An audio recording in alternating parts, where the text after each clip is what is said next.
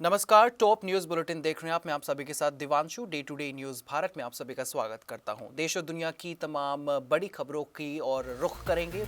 शुरुआत करेंगे भारत और अमेरिका के बीच एक अंतरिम व्यापार ढांचे पर सहमति बनी है, इंडिया यूएस ट्रेड डील, जिसके तहत कई भारतीय उत्पादों पर टैरिफ राहत और बाजार पहुंच को आसान बनाने पर चर्चा हुई है। सरकार का कहना है कि इससे एमएसएमई, कृषि, निर्यात और मैन्युफैक्चरिंग सेक्टर को बढ़ावा मिलेगा। विपक्ष ने समझौते की शर्तों को सार्वजनिक करने और संसद में चर्चा की मांग उठाई है। विशेषज्ञ मानते हैं कि ये समझौता आगे चलकर व्यापार फ्री ट्रेड एग्रीमेंट की दिशा में कदम हो सकता है।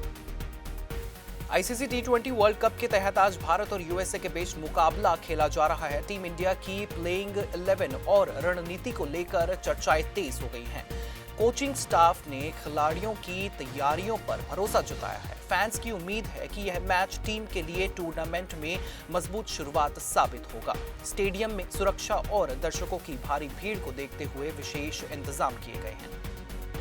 युवा खिलाड़ियों के शानदार प्रदर्शन के दम पर भारत ने अंडर 19 वर्ल्ड कप का खिताब अपने नाम किया है। फाइनल में भारतीय बल्लेबाज की बड़ी पारी और गेंदबाजों के अनुशासन प्रदर्शन ने जीत सुनिश्चित की है। क्रिकेट विशेषज्ञ इसे भारतीय युवा ढांचे की सफलता बता रहे हैं। इस जीत के बाद कई खिलाड़ियों को भविष्य का सितारा माना जा रहा है। देश भर में इस उपलब्धि पर जश्न भी मनाया जा रहा है। मुख्य टूर्नामेंट में पहले इंडिया ए ने वार्म अप मुकाबले में विपक्षी टीम को बड़े अंतर से हराया। बल्लेबाजों और गेंदबाजों दोनों ने संतुलित प्रदर्शन किया। टीम मैनेजमेंट ने कहा कि ये जीत खिलाड़ियों के आत्मविश्वास को बढ़ाएगी। बेंच स्ट्रेंथ को परखने का ये अच्छा अवसर रहा। आने वाले मैचों के लिए टीम संयोजन पर सकारात्मक संकेत मिले हैं। 31 साल पुराने एक मामले में सांसद पप्पू यादव को न्यायिक हिरासत में भेज दिया गया है। स्वास्थ्य कारणों से उनका इलाज अस्पताल में जारी है। माननीय अदालत ने जमानत याचिका पर सोमवार को अगली सुनवाई तय की है। राजनीतिक हलकों में भी इस कार्रवाई पर अलग अलग प्रतिक्रियाएं सामने आई हैं। समर्थकों का कहना है कि ये राजनीतिक दबाव है, जबकि जांच एजेंसियां इसे कानूनी प्रक्रिया बता रही हैं। भारत द्वारा रूसी तेल खरीदने को लेकर अंतर्राष्ट्रीय स्तर पर चर्चाएं अब तेज होती हुई नजर आ रही हैं। सरकार ने कहा है कि ऊर्जा सुरक्षा सर्वोपरि है और राष्ट्रीय हित में निर्णय लिए जाएंगे। विशेषज्ञों का मानना है कि यह मामला भारत अमेरिका संबंधों से भी जुड़ा है। फिलहाल आधिकारिक रुख स्पष्ट नहीं किया गया है। बाजार इस विषय पर सरकार की अगली घोषणा का इंतजार कर रहा है।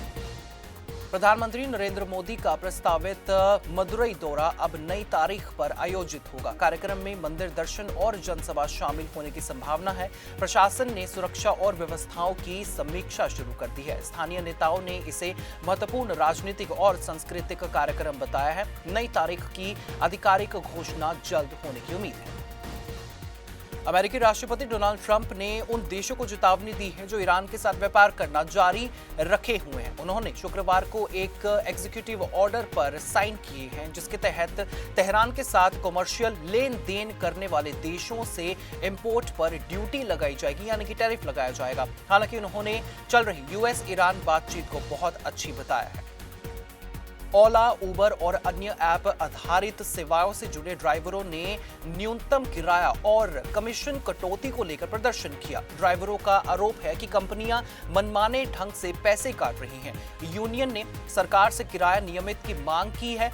प्रदर्शनकारियों ने चेतावनी दी है कि मांगे न मानी गई तो आंदोलन तेज होगा। इस बीच यात्रियों को भी असुविधा का सामना करना पड़ा। भारत ने संयुक्त राष्ट्र के नियमित बजट में महत्वपूर्ण योगदान दिया है, जिससे उसकी वैश्विक भूमिका और मजबूत हुई है। विदेश मंत्रालय ने इसे अंतर्राष्ट्रीय प्रतिबद्धता का प्रतीक बताया है। विशेषज्ञों का कहना है कि इससे भारत की कूटनीतिक स्थिति मजबूत होगी। यूएन ने भी भारत के सहयोग की सराहना की है। ये कदम वैश्विक मंच पर भारत की सक्रियता को दर्शाता है। ओडिशा के परीक्षण स्थल में अग्नि-3 मिसाइल का सफल परीक्षण किया गया। रक्षा मंत्रालय ने इसे रणनीतिक क्षमता में वृद्धि बताया है। वैज्ञानिकों ने परीक्षण के सभी मानकों को सफल बताया। यह परीक्षण भारत की प्रतिरक्षा तैयारियों को मजबूत करने की दिशा में अहम कदम माना जा रहा है। अंतर्राष्ट्रीय स्तर पर भी इस पर नजर रखी गई। हरियाणा के सूरज कुंड में अंतर्राष्ट्रीय हस्तशिल्प मेले का शुभारंभ हुआ, जिसमें देश विदेश के कलाकार शामिल हुए। पारंपरिक कला और संस्कृति को बढ़ावा देने के उद्देश्य से ये मेला आयोजित किया गया है।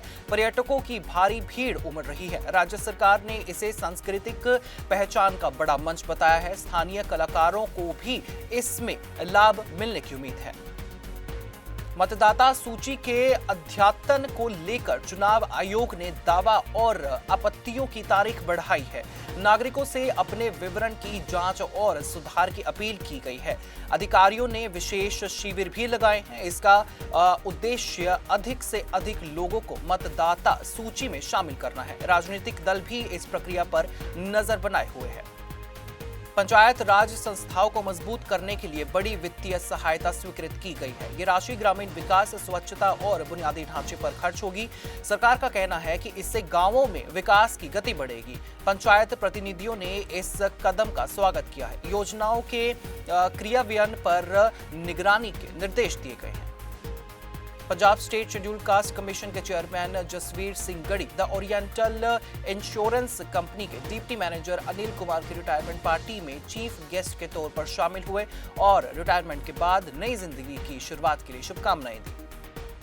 और इसी तरह से देश और दुनिया की तमाम हर छोटी और बड़ी खबरें जानने के लिए आप बने रहिए day to day news Bharat के साथ। Day to day news Bharat आपके साथ हमेशा ये वादा करता है, निष्पक्षता के साथ पत्रकारिता करेंगे, सटीकता के साथ आपको हर एक खबर दिखाएंगे। हमारे चैनल का कोई भी पत्रकार न किसी से कोई तोहफा लेता है, ना ही कोई विज्ञापन लेता है, ना ही किसी को ब्लैकमेल करता है। हम हमेशा ये कोशिश करते हैं कि हम दबे कुचले लोगों की आवाज़ बने और ऐसे किसी भी व्यक्ति की खबर नहीं चलाएं जो कि भोले भाले लोगों को ठगता हो। और इसी के साथ हमारे चैनल का मकसद होता है लोकतंत्र के चौथे स्तंभ को लोगों की नजरों में फिर से मजबूत करना। मुझे दीजिए इजाजत और हमें हर किसी सोशल मीडिया प्लेटफॉर्म पर लाइक, शेयर और सब्सक्राइब करना बिल्कुल भी मत भूलिएगा।